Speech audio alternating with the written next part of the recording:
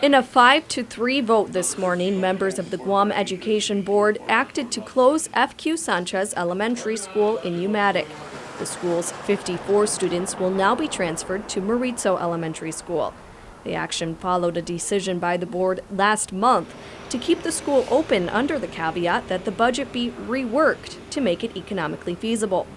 DOE Superintendent Dr. Narissa Underwood and F.Q. Sanchez Principal Derek Santos presented the board with a plan that would cut the budget by about 50%. Now, the revised budget and the revised staffing pattern would mean that we will have to transfer current teachers at the higher pay grade to existing vacancies in other parts of the department and replace them with lower pay grade teachers, and it would mean transferring out the counselor, the nurse, and the librarian.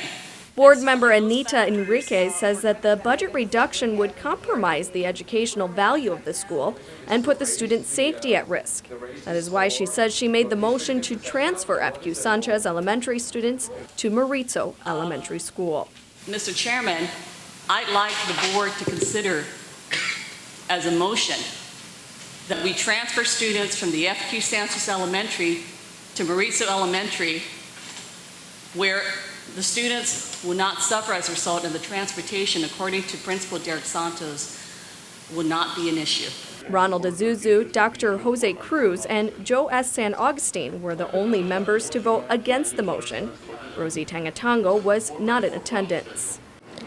Residents began gathering at the Umatic School in protest as soon as the motion was passed.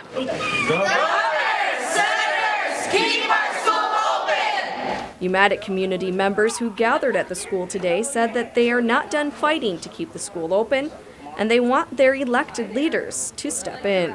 The senators, where are those elected officials out there? I have pled with them, I have talked to them personally, and nobody wants to listen to me because they don't want to micromanage the Department of Education. School nurse Cynthia Johnson was among those gathered at the school this morning.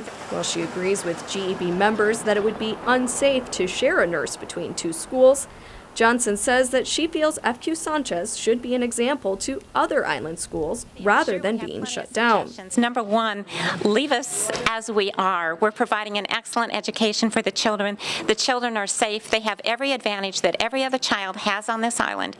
And more than that, all you have to do is look at our SAT 10 scores to see that we are leading the island in many, many areas. So for that, they want to shut us down.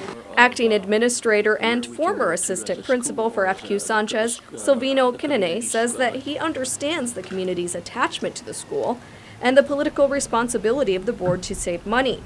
But he says that he hopes the community and island leaders can work together to find another alternative for the school in the future. This is not necessarily the end necessarily of this issue or of where we can go to as a school or as the community's educational program or institution.